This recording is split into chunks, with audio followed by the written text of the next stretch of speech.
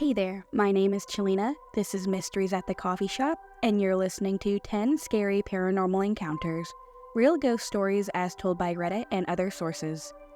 I'll be your host narrating all these stories, and before we start, I would just like to add if you want your story narrated by me and posted on our channel, feel free to email us at mysteriesatthecoffeeshop@gmail.com. With that being said, let's get into it.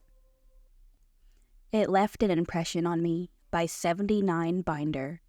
This sort of thing only happened to me once, but left an impression on me. I'm not sure if it was an apparition or if I just dreamed it. I never told anyone the truth as I fear I would not be believed. My father and his brother Gary were lifelong dairy farmers in central Wisconsin. We lived close by and labor was traded during harvest. As I got older, he would send me saying, "You have to go and help at Gary's today." I grew up and took over the farm, and cousin Mike took over for his father Gary. Gary died about 15 years ago. Mike sold the dairy herd and found other employment. I rent his land. My father passed away in 2013. In 2014, I sold the dairy herd. It was an October night in Wisconsin. My cousin Mike started a fire in the wood-fired furnace in the basement and went to bed. His sister had just gotten out of a bad relationship and was living there too. She arrived home from her job at about midnight, added some wood to the furnace, and went to bed as well. Transitioning over to all crops, in the fall of 2015, I was driving around the state looking at used equipment. What I told everyone is this. Passing through the nearest largest town, about 25 miles away, I decided to stop and get a meal. Seeing a movie playing that I wanted to see, I stopped in to see it, then stopped at a local bar and had a few soft drinks before returning home, passing by his place on the way home at 3 a.m. I saw flames coming out from the chimney and smoke coming from the outside of the basement door. I dialed 911 and ran in yelling for them to get up. There is very little smoke in the upstairs of the house. Mike and I went downstairs and found an area about 3 square feet above the furnace on fire. We put it out with a fire extinguisher and water. The fire department arrived to put out the chimney fire. There is very little smoke damage to the house and minimal repairs, but a few more minutes and the fire would have burned up into the kitchen. The truth is, I got home at about 10:30 p.m. and went to bed.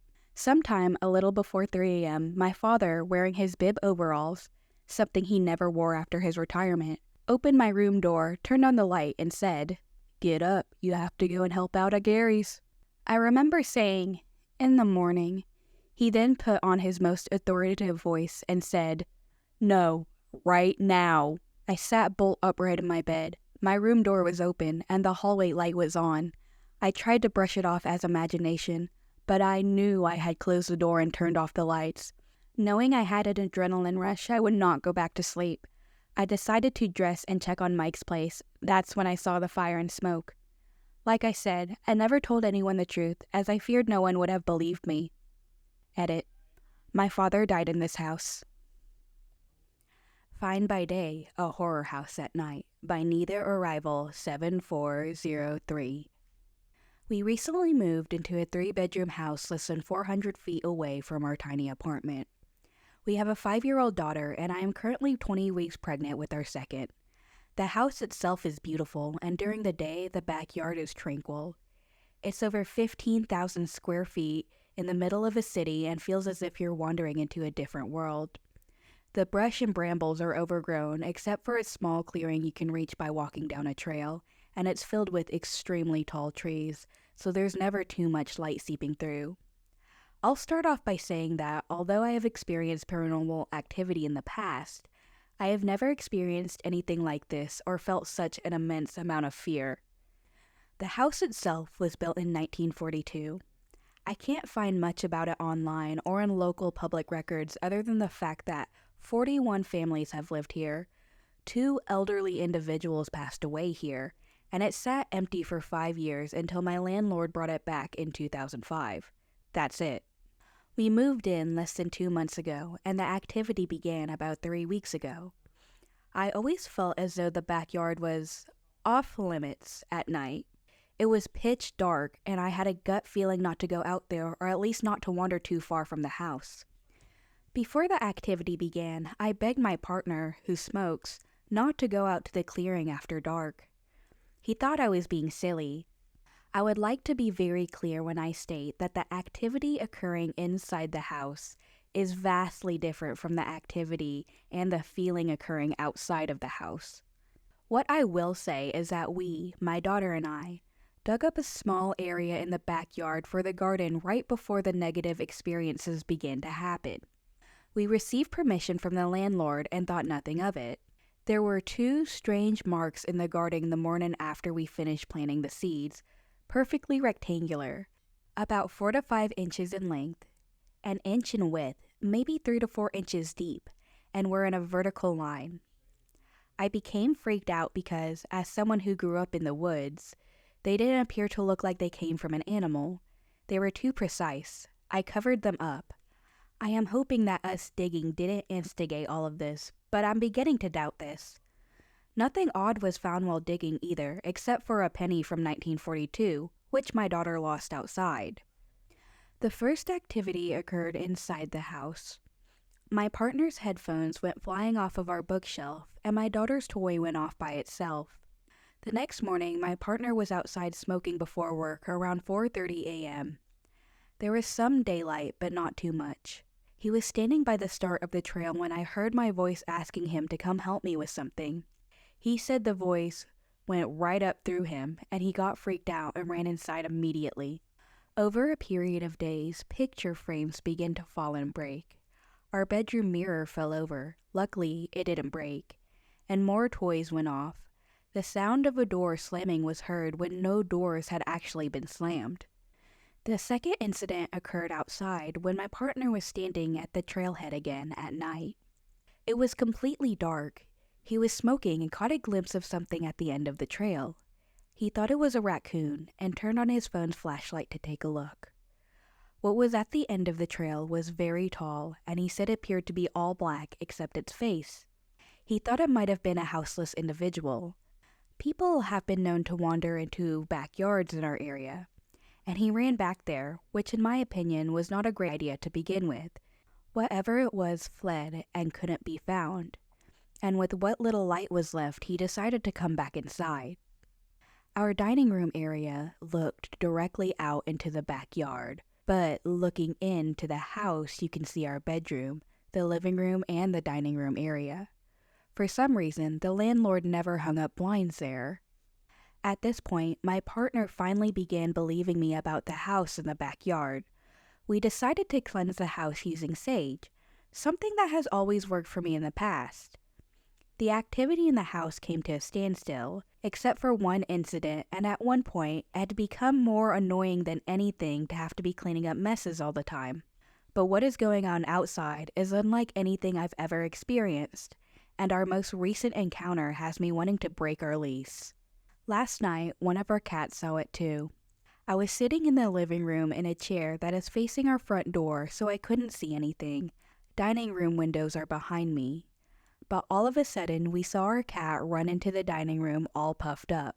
He practically dived into a black bar cart we have next to the window, and then my partner looked over from the couch, he was playing video games, and said he saw a tall figure, as tall as the windows, so about 7 to 8 feet tall, with a white face and black body, walk past, and it was only about 1 to 2 feet away from the window.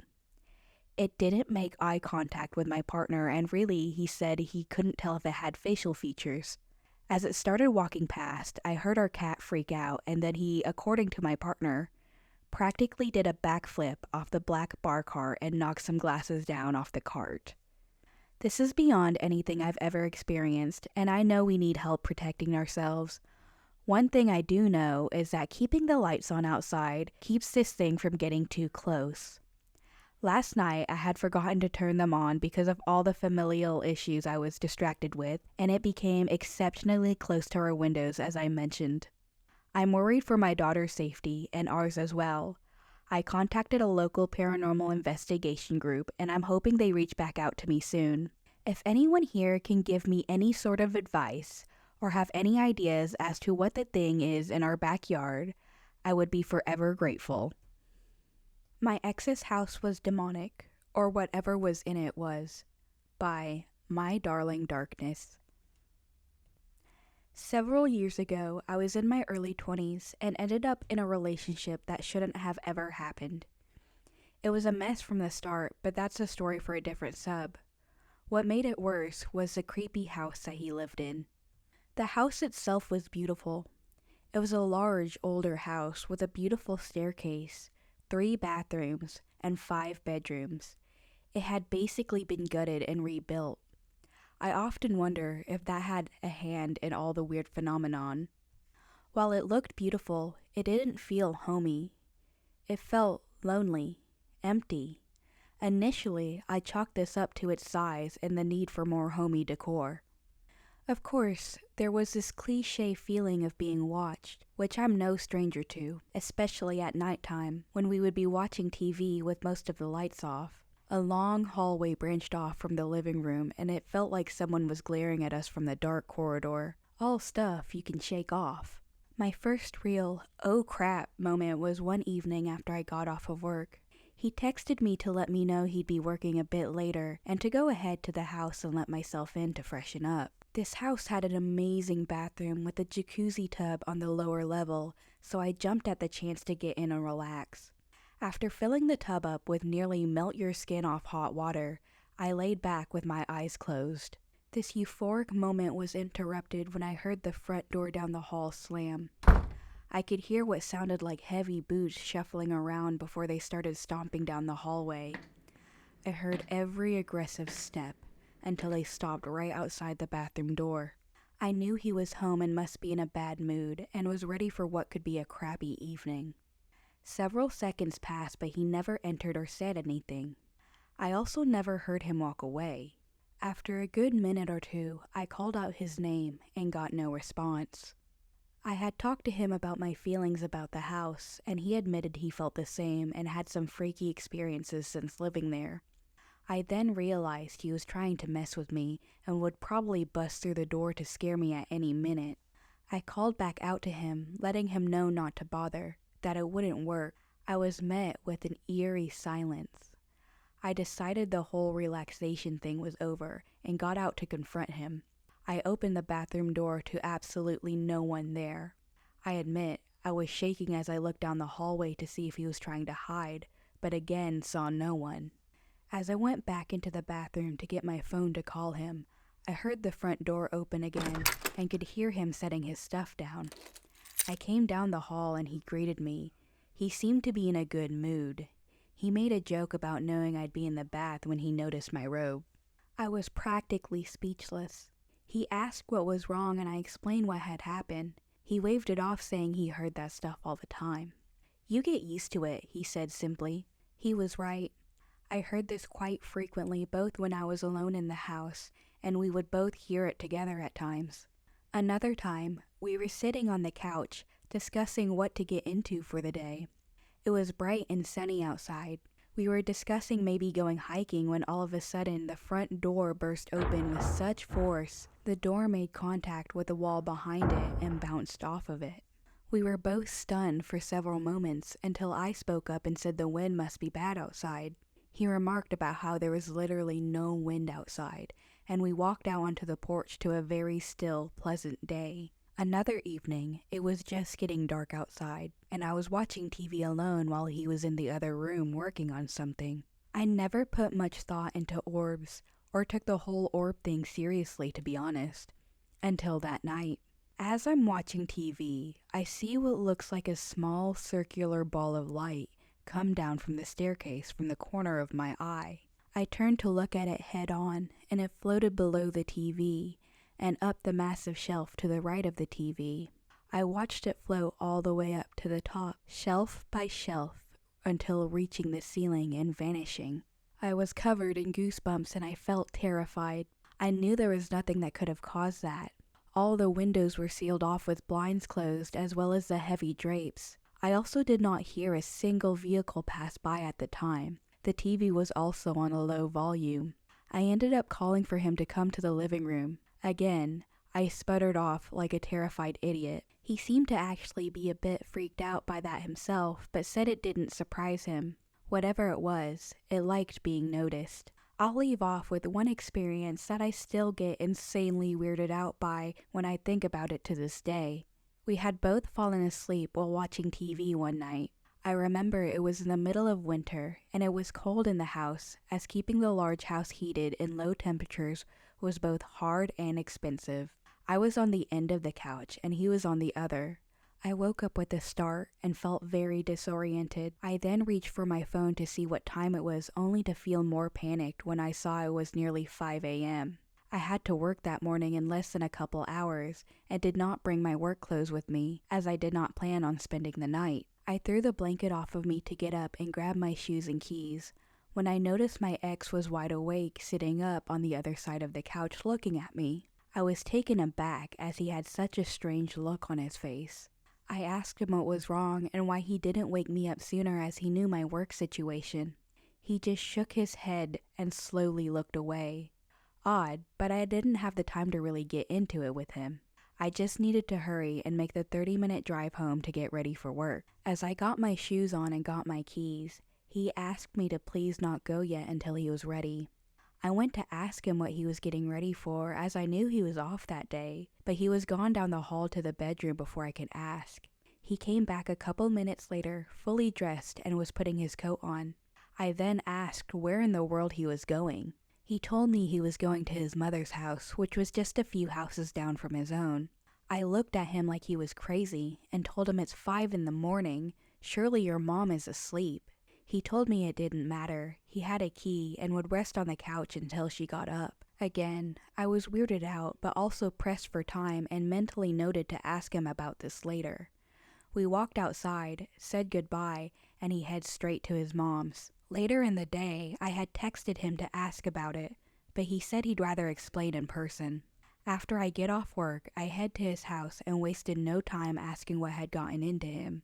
He seemed reluctant to talk about it, but did start to tell the story. He said he had woke up a little before me. When he woke up, he was too disoriented at first, but quickly realized what had woken him up. He said it felt like someone was hitting the back of the couch. As he started to wake up more and realized that wasn't possible, he suddenly locked his eyes on me. I was still sound asleep when he said it was like something took over him. He felt himself start growling. His teeth were clenched so tight together his jaw started to ache, but he couldn't control it. He said he could feel he was showing his teeth as his growls got deeper and louder. He explained that the growls were so animalistic that he could not imitate it. The whole time he could not look away from me. While he felt this strong feeling of anger come over him, he also said another part of him was wondering how I was not waking up, as his growlings become so loud that his ears were ringing. In reality, he said it probably only lasted 15 or 20 seconds, but to him it felt like much longer. Just as suddenly as it started, he snapped out of it. As the growling stopped, he was able to relax his jaw and look away from me. He said he sat there for several minutes while I never once even moved. He said he couldn't decide whether he should wake me up or not. He was so confused. When I did wake up and went to leave, he was so shaken by the whole experience, he was scared to be alone in the house. Hence him asking me to stay so he could get ready to go to his mom's until daybreak at least.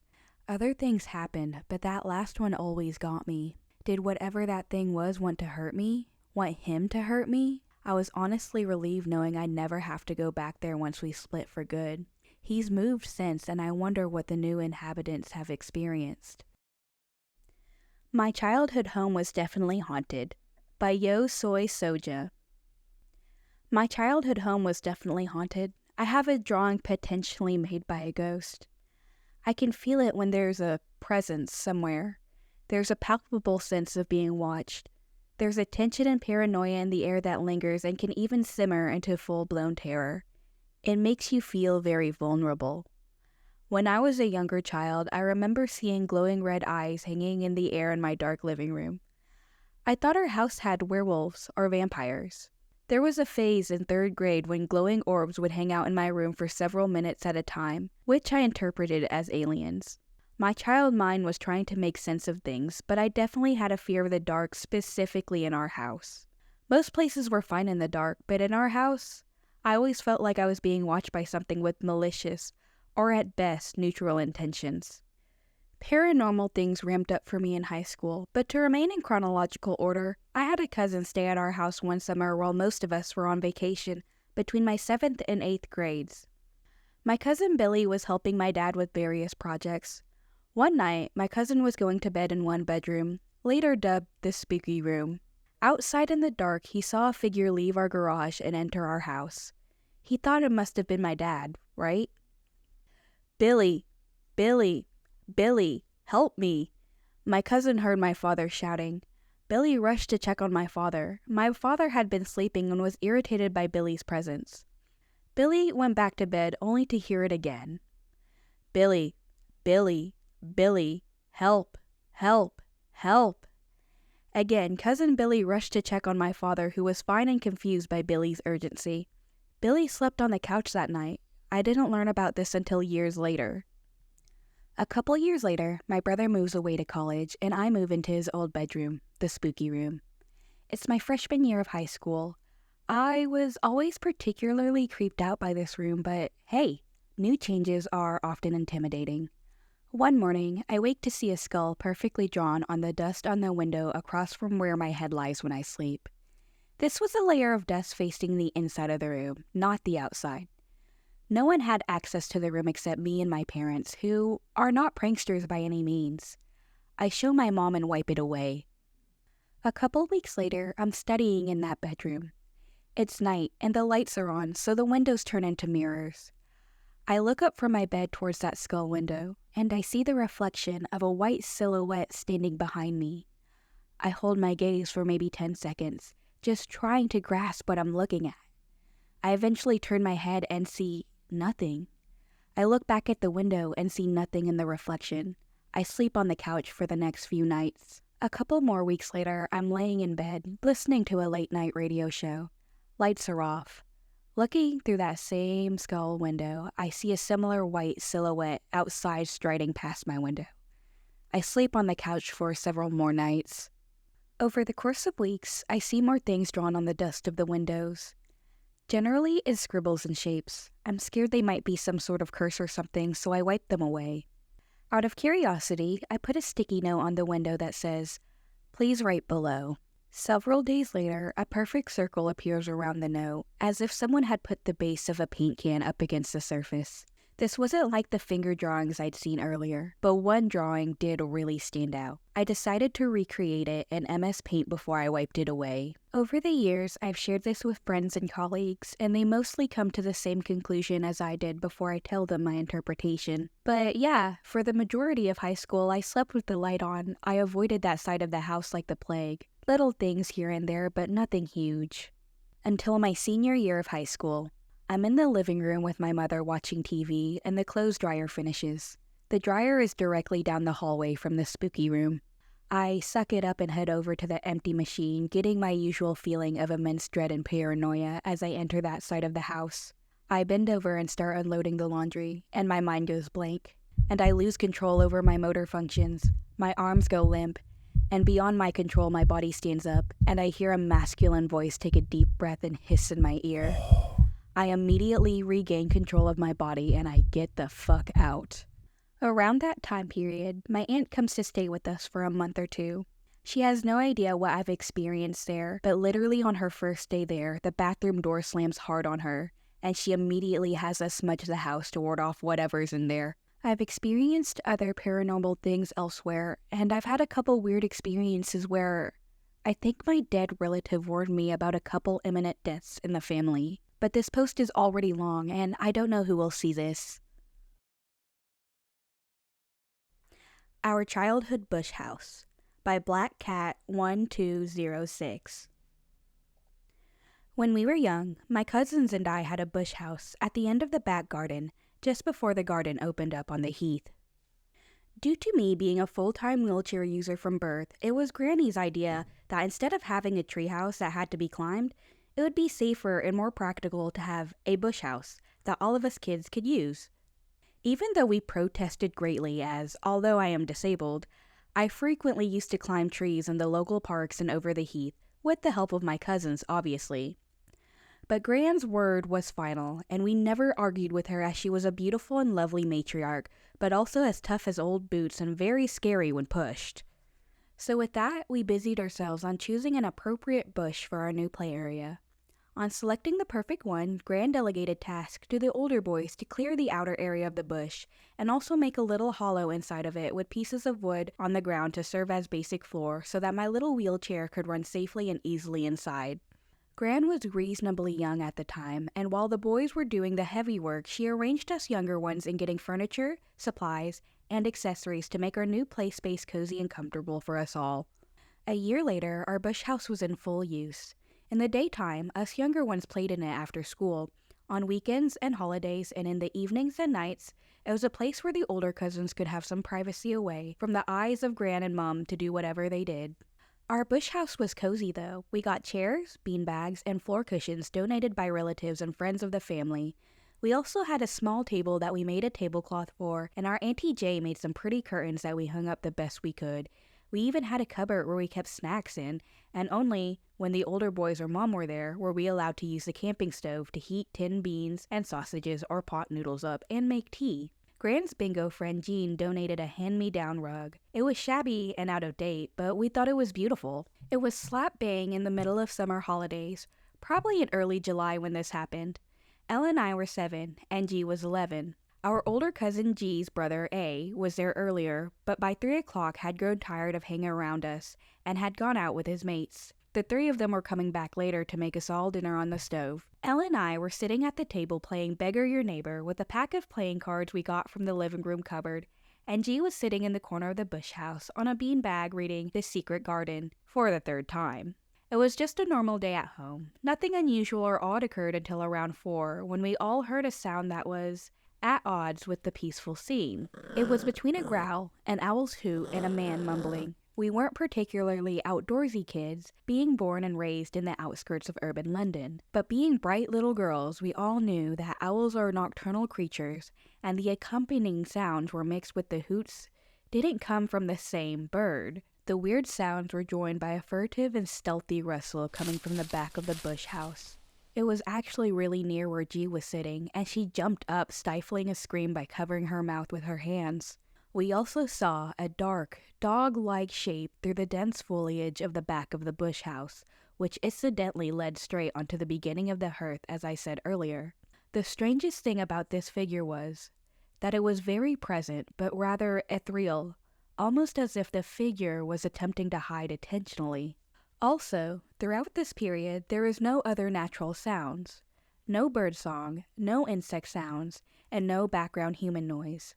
Being right in the center of a council estate, you could always hear people talking, cars revving, and dogs barking, all the regular noises of urban community living. But, at that time, was as if the entire world had paused and us 3 were the only ones conscious and present, along with the mysterious figure. We didn't know what to do, but we gathered together and both G and L took one handle of my wheelchair and pulled me back out of our bush house, not taking our eyes off the translucent figure as we went. When we were free from the bush house and close enough to home for us to feel out of danger and safe, we just looked at each other very doubtfully. We were crapping ourselves. G said suddenly, "Stay here. Don't move or speak." She ran to the garden shed and climbed up the side to the manky rotting roof. I completely lost it, letting out a squeal of utter fear. Quick-witted as usual, Elle put her hand over my mouth and hushed me. Elle and I watched while G looked over the hedgerow which divided our back garden from the beginning of the heath. From our position, her face was clearly visible. G's expression was a mixture of confusion, surprise, and fright, and her pretty brown eyes looked troubled. We waited for G to come back to us before asking her in earnest what she saw. She didn't answer straight away, but when she did, she said, "It was so strange. I didn't see anything. No dogs. No other animals." She paused, her young mind trying to summon the words to explain what she witnessed. "There was a man. I saw in the back of him walking away towards the iron fence." My 7-year-old's mind found it hard to comprehend what G was saying, and one look at Elle told me she was experiencing the same. We both said together, "What man, G? What did he look like?" G sighed, biting her lip, a habit that she still has today when she's anxious, worried, or trying to explain something tricky or difficult. I didn't see him properly, his face and all that. I only saw his back. He did have really long, scruffy hair, though. Her eyes wandered over nervously to the end of the garden leading out to the very public heath. Elle and I both followed G's gaze. We all shuddered. Nobody spoke for ages. For a long time, we sat in silence. G and Elle sitting on the back step, and me in my wheelchair alongside them. Suddenly I noticed something and exclaimed to the others, "Everything is back to normal. Listen." We all listened. The regular everyday noises had returned. The world appeared to have resumed business as usual. A while later, A and his two mates came back, and sensing some tension from us, they asked us what was up. We did tell them everything, and two of them ran back out to the back to have a look around. They were gone for about 45 minutes. When they returned, they said they didn't see anything, no strange man, no animals, nothing unusual or dodgy at all. We spent the rest of the day hanging out with the boys, eating dinner in the bush house, and later watching movies and eating junk food. We didn't tell Mom about the experience until a few years back, long after we were grown, and we still don't know or can't explain what happened that day. The Hills of West Virginia by Sky Foley. When I was a little kid, my family moved to the hills of West Virginia and lived in a small house that was built in the 20s. I hated this house, specifically my room. How my room was set up was that my bed was in a corner and my closet was directly across from my bed. Facing the closet to the right was a doorway with no door that led into a playroom. The door to leave my room was to the left of my closet on the wall that my bed was on. Every night I sat there staring at my closet door. My dog, who is a bigger husky shepherd mutt, would lay at the door whining to get out of my room as I made her stay with me. She never did this in any other room, even when she needed to go outside. My fearless dog hated being in my room. After a while, the fear didn't get any better. I would beg my parents to let me stay at my grandparents' house, which was next door, or for my dad to stay in my room with me until I fell asleep. I had never had trouble going to sleep on my own, so my parents thought this was just some way to get attention or something. Well, one night, all of this fear and everything else came to a head. I was lying in my bed, pillows stacked up so I wouldn't have to see my closet door, hiding under the covers. I heard my dog yelp. This being odd, I peeked out of the covers and saw nothing. As soon as I laid back down, I heard the handle fall off of my old closet door. The handle falling off wasn't something new, as the front knob and rod were found on the floor quite frequently. No one thought a thing of it, and we would just pick it up and place it back in the hole. When I heard the knob fall, I terrifyingly looked over. No one, nor I, had actually ever seen it fall before. Since the door was old, the knob kept the mechanism latched so the door wouldn't open. Since the knob was out, the door creaked open like in a horror movie. At this point, I was so scared I couldn't move or scream or do anything. My dog was whining very loud, but not loud enough for my parents in their room to hear, and then she stopped. Just stopped. I looked at the open closet door and saw a small, frail boy with a very large head. All of him was black except for where his eyes should be. He slowly turned and looked at me, and I didn't feel fear, I felt devastation. I felt the most extreme anger and sadness and intense emotions I have ever felt. It wasn't natural. After what seemed like forever, I bolted out of my room, sobbing, and ran to my parents. My parents never let me sleep with them, so my father took me back to bed and waited until I fell asleep. From then on, I would throw actual fits if I wasn't allowed to stay the night at my grandparents'. On nights I had to stay home, this same experience would happen every single night. I wouldn't sleep if I stayed at my house, so my parents gave in and let me stay with my grandparents most nights. It got to the point where my mom was telling my grandmother what was happening, and she offered to bless the house as she was a devout Catholic. After this, things got better for about a week, and then it all collapsed into the same horror show every night. My parents aren't very religious, but eventually they decided to test it out for themselves. My mother stayed in my room one night and decided that we needed to move the next day. I've never seen that little boy again, but the thought of it brings me to tears. I don't know what it was. I believe in the supernatural. It's kind of hard for me not to. And I wasn't the only one to experience this in my old house. It was tested for any kind of leaks or slow poisoning and was clear. After selling it, we found out that the people that lived there refused to use that room, which I found interesting because we never knew what had happened. Something may have followed my dad, and now it's here to stay. By Brink66. I live in a fairly new home that my family and I moved into nearly a decade ago in a relatively small city of less than 15,000. We were the first residents of the home, and it is built in a cushy neighborhood. The first couple of years went by without an issue. Nothing seemed off about the place, but I could have been naive since I had only just started middle school the year we moved in. But going into high school, I started to notice things. They were small, but I definitely noticed them. Things like hearing someone walk around upstairs when I was home alone, and downstairs. Now, when walking upstairs, the floor will pop as our home was built in a rush, and there are things in the home that weren't properly built. Even 9 years later, the carpeted floor still pops and creaks the same as it did all those years ago. There were also events of closet doors being left open, either my brother or I, as I am unsure if it had happened to my parents. One of us would wake up in the morning and our closets would be open.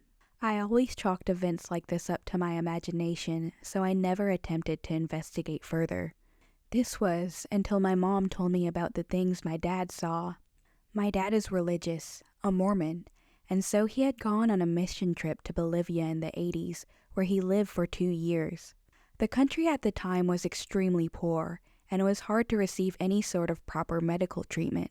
My dad ended up catching many diseases. He somehow survived through malaria, dengue, and some others I can't quite remember at the moment.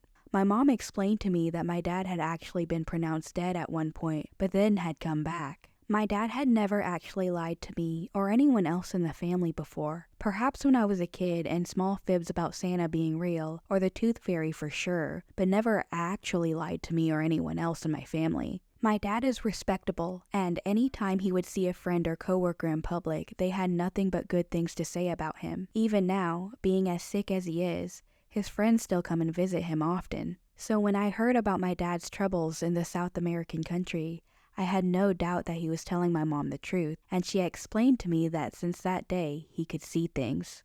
He would see apparitions at the end of his bed at night, dark-figured shadows following him around work as he worked in the coal mine deep underground. These things immensely trouble him, and he doesn't like to talk about them.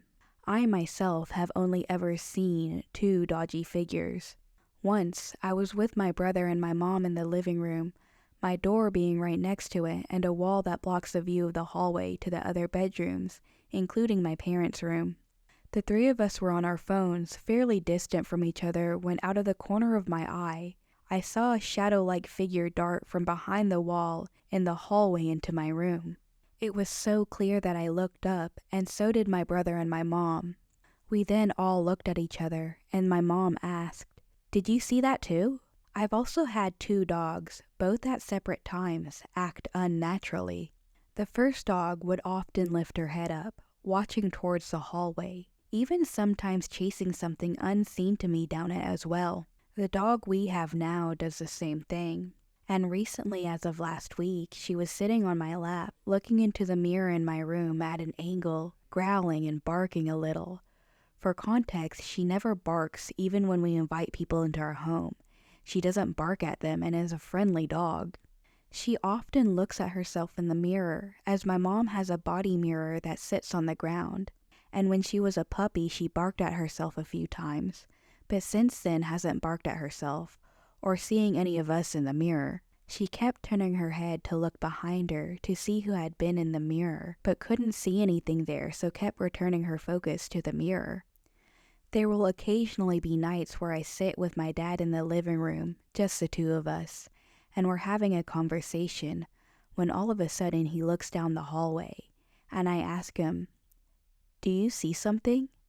And he nods, but I continue the conversation we are having, as to ignore whatever is there. As I said, my dad is currently ill, terminally, unfortunately, due to neuropathy. He also has neuropathy and had a pulmonary embolism at one point, causing it to damage his lungs, as well as a medication he had been taking for far too long, as it's damaging to the body over time if taken frequently over time, and now has type 2 diabetes. When he had the pulmonary embolism, he refused to go to the hospital for nearly a week and was sleeping all the time, only waking to use the bathroom or have something small to eat. He finally asked my brother and I to call an ambulance for him while my mom was away. Later, I found out that when he woke up, multiple dark figures would stand at his bed. And earlier before the embolism, when we had the virus, I'm sure you guys can connect the dots. I'm unsure if I'm allowed to say the C word. He had also seen many dark figures standing at the end of his bed. He was hit the worst by the virus due to his autoimmune disease, causing permanent damage to his lungs. My mom had gotten members of her church to come and bless my dad in the house, but had only been downstairs while doing it. And no, they didn't bring a Bible and a cross to the house. They just folded their arms, dipped their heads, and said a few words to hopefully banish whatever was here.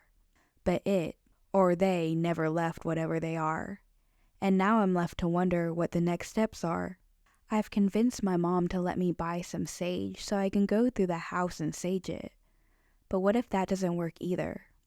I want to make a comfortable life for what years my dad has left, and when his time comes, I don't want him to be in fear of those things hovering around him near or during death. Any comments or questions I'm more than happy to answer to, and I'd love suggestions moving forward. Mr. Longneck by Am Bren. My 3-year-old daughter talks about a guy called Mr. Longneck and says creepy stuff about it. I'll begin by saying I'm personally more on the side of a skeptic frame of mind with any paranormal experience, but enough things had happened in the last year to make me at least question that and entertain the possibility that this is legit and not just my daughter's active imagination. These events have occurred only in the house my husband and I bought in the June of 2017, which was built in the 1920s. First, in October of 2017, I was laying her down for bed, in the dark, with only moonlight lighting the bedroom. She pointed across the room and asked, "Mom, who's that guy?" I looked for a toy or something she could be referring to, but saw nothing. So I asked, "What guy, honey?"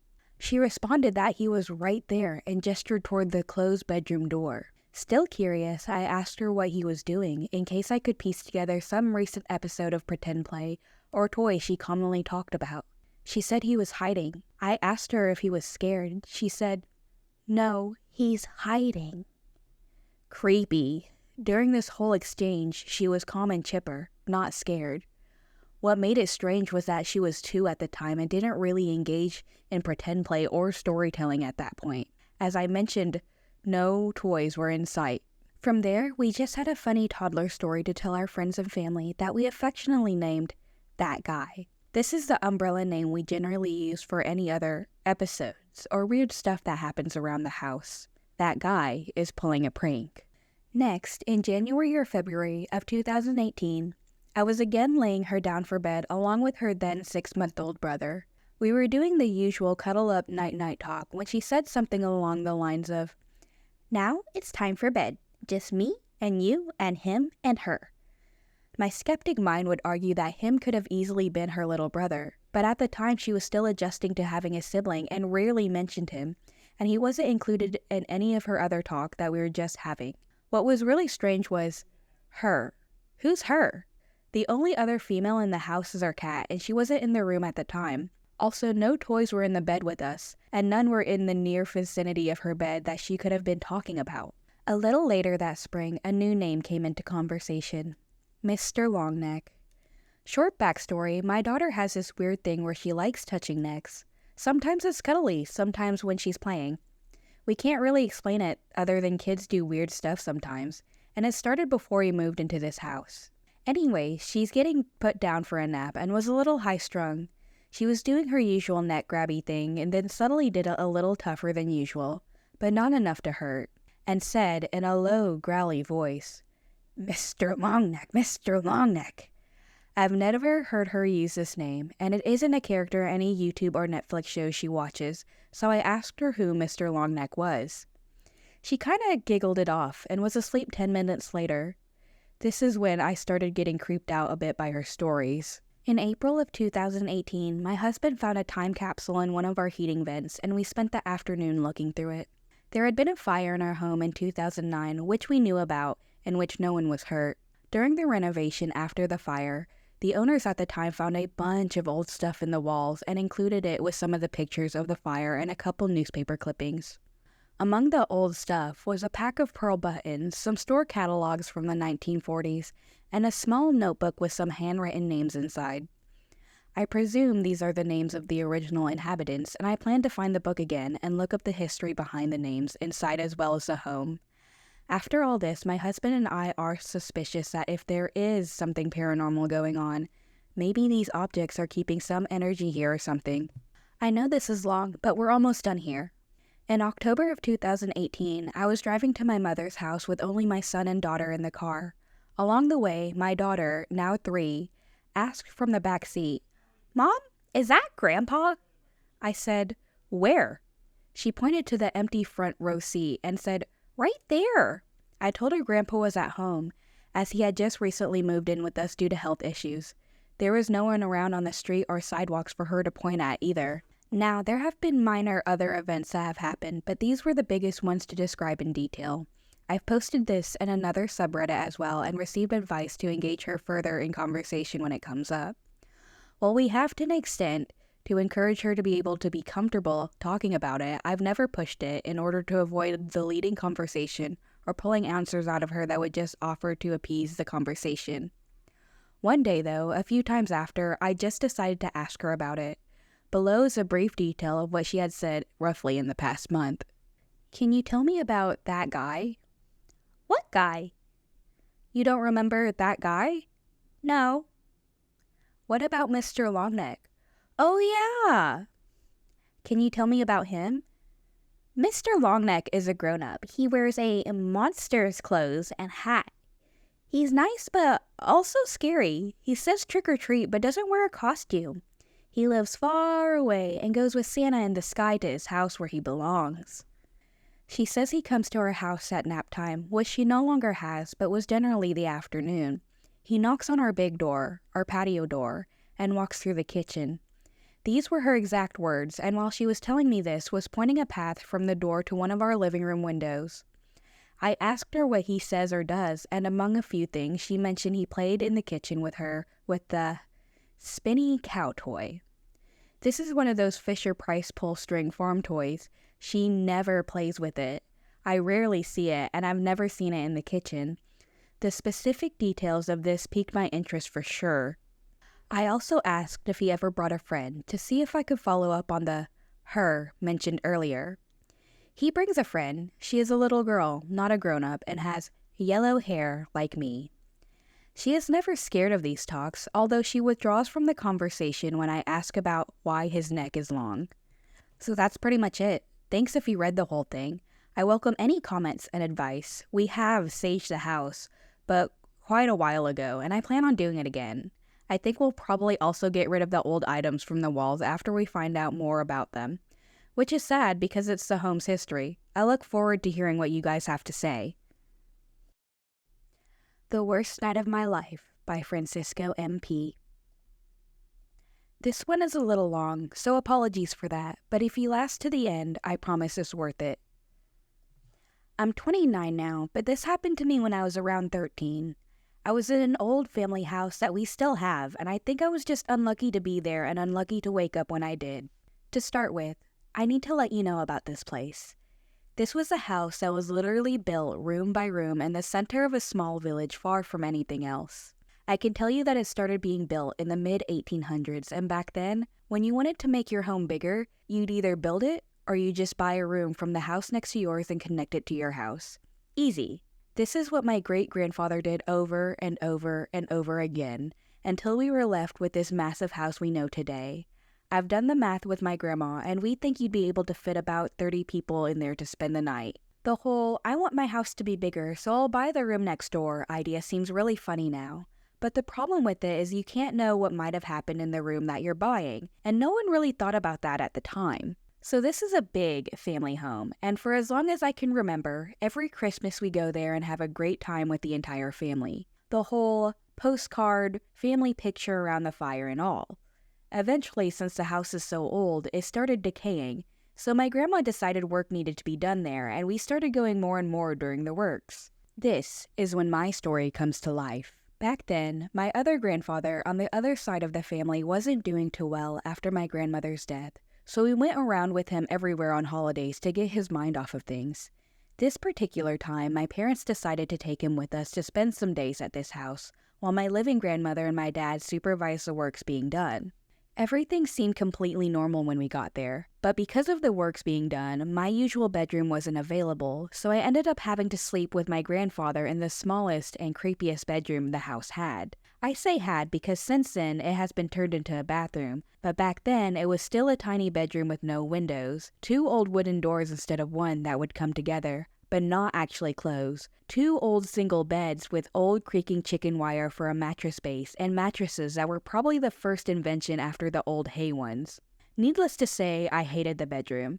It used to be my grandmother's and my great-aunt's bedroom, and then my father's and cousins after that, and it still had all their creepy toys and plushies, and an old blue and white painting of my great-grandfather that I swear wouldn't take its eyes off of me every time I came by. That shit would freak me out.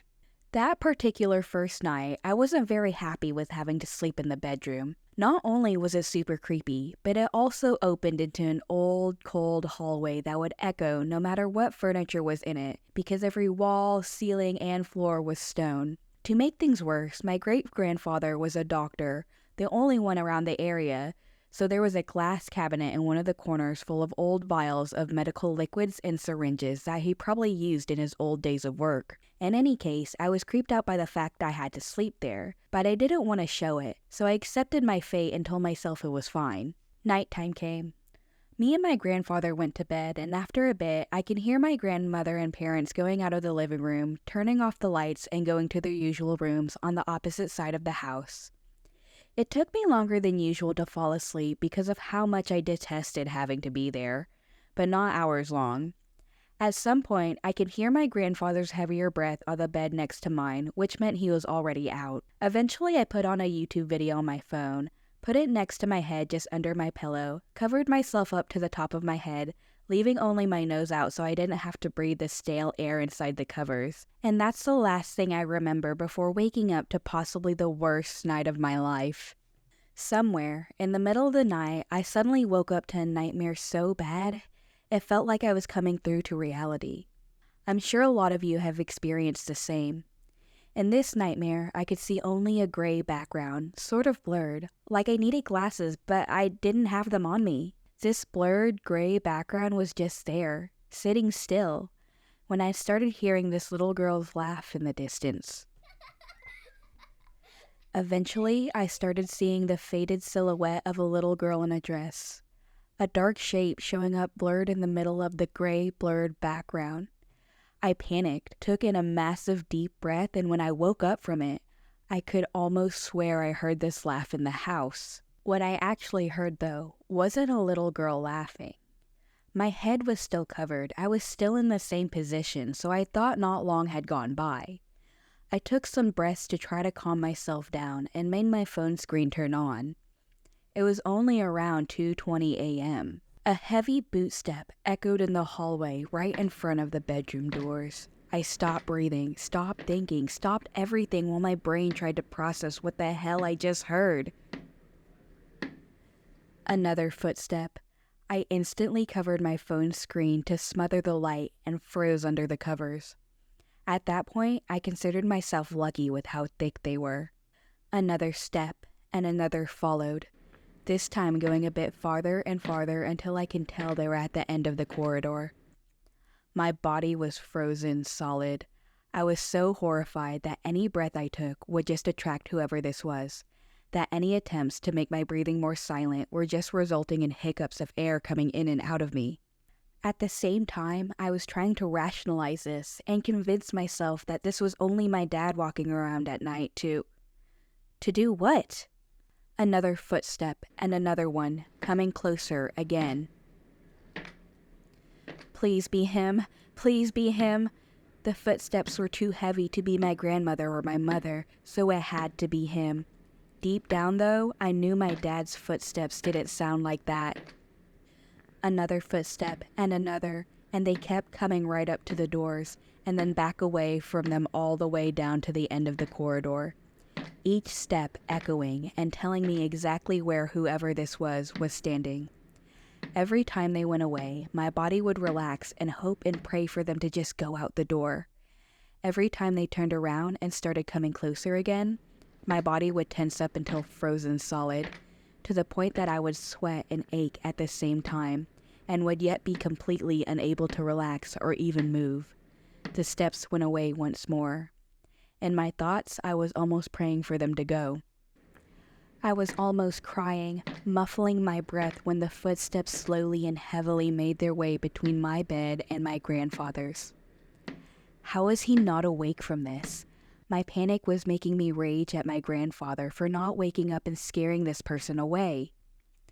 I could feel their presence just standing there between us, deciding what to do next. And then slowly, the footprints turned around, walked outside of the bedroom, into the hallway, and all the way to the end of it again. I was completely exhausted by now. It had to have been an hour since I woke up because of this. I clicked my phone screen on. It was 2:25. I remember thinking I had to be seeing it wrong, or maybe it was the time wrong on my phone. Wishful thinking. The footsteps came back, going slowly up and down the hallway. By now, every single muscle of my body was hurting, exhausted, and at the end of what they could take, and I couldn't believe it was still 4 hours at least until the first sign of light outside could scare this person or thing away. Footsteps up and down the corridor, slowly torturing my heart, making it pound harder when it came closer and a little less hard when it went away, like it was pulling at my heartstrings and I had no say in it. Eventually, from the extreme exhaustion the panic was causing me, I drifted off into sleep. I have no idea if this was a self-preservation response from my body to allow me to rest a little bit, but when I woke up again, nothing had changed. Slow, heavy footsteps were going up and down the corridor, coming closer, too close to the bedroom doors, and then moving away again. One of the times they moved away, I clicked my phone in panic, hoping it was almost daytime. 2:40. It was almost like I had fainted for a bit and was back awake as soon as my body could bear it. The footsteps turned around at the end of the corridor and then back to me. Closer, closer, closer. Bedroom doors creak and the footsteps are back inside the bedroom, and this heavy presence is back standing in between me and my grandfather. I couldn't even sob. I couldn't take in air, which I would have done otherwise uncontrollably. I am not kidding when I tell you this went on for hours. To me, it felt like it had been days without a ray of sunshine coming through the bedroom doors that kept being left ajar. I felt like my body just couldn't take it anymore, and yet this panic would not loosen the grip on my muscles until suddenly the footsteps just ceased. I perked my ears up. I couldn't be sure this was true. Was it done? My muscles loosened their grip on me, and the full exhaustion from everything that happened hit me even harder than before. I clicked my phone awake. 5:30. Thank fucking God! I held myself still for a little longer, and then when I was sure there was no presence in the bedroom and no footsteps in the hallway, I turned in bed. The chicken wire under the mattress whined at this while I lowered the covers just enough to be able to take a peek at the doors.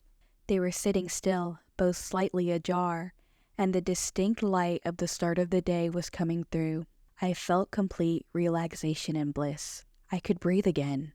One more footstep sounded through the house. It made me jump and instantly cover my head. Then another footstep and another one.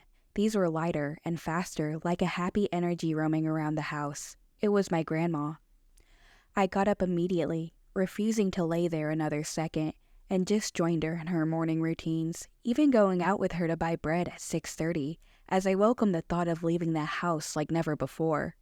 I never told her what happened, though she did ask why I was up so early. Since she spent more time in the house than me and her bedroom was so far away from that hell of a hallway, I decided not to make her worry. I did check all the doors and windows before I left to check to see if anyone would be able to come into the house unnoticed, but found nothing. All the doors and windows were locked from the inside, as they should be. In the days after that, I absolutely refused to sleep in the same bedroom, and instead slept in my grandma's bedroom, which generally wouldn't have been much better because right in front of the bed where I had to sleep, there was this huge Narnia-like wardrobe with a massive mirror in the front that always scared the shit out of me. But at the same time, that was infinitely better than going through what I had just gone through again. This bedroom isn't there anymore. During the works, it was eventually turned into a bathroom, which I'm actually glad was done. There are 10 other bathrooms in the house, so I never have to stick around that one for too long ever again.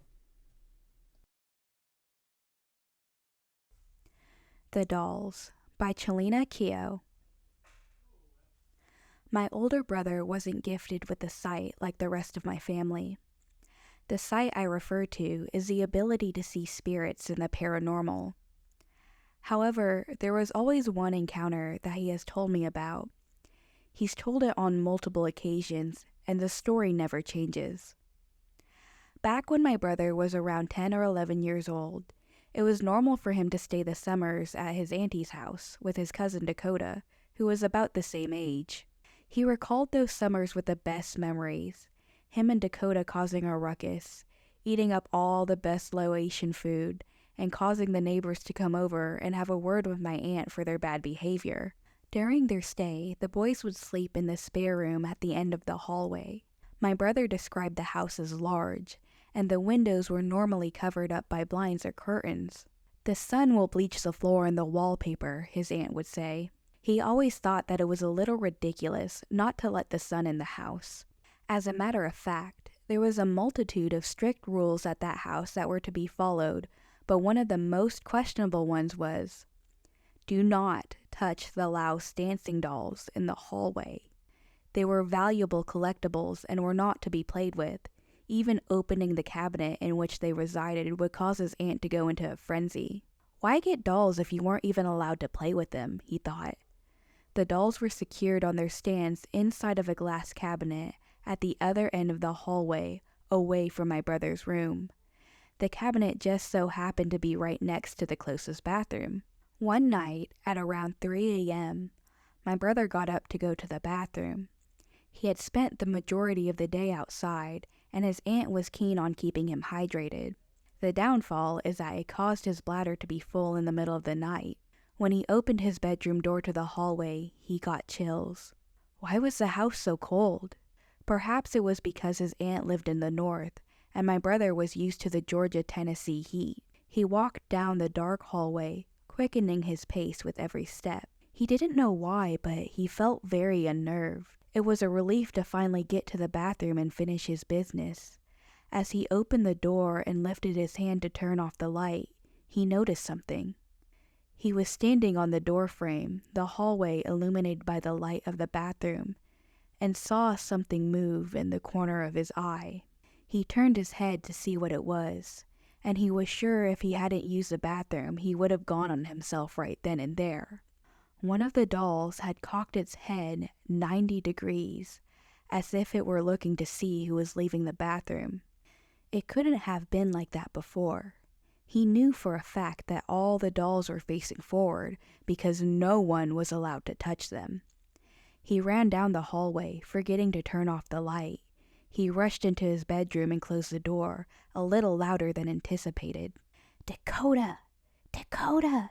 He shook his cousin awake with the utmost urgency. "What?" he asked, obviously very annoyed. Did you touch one of the dolls in the hallway? No. Why? I swear to God, one of them just moved.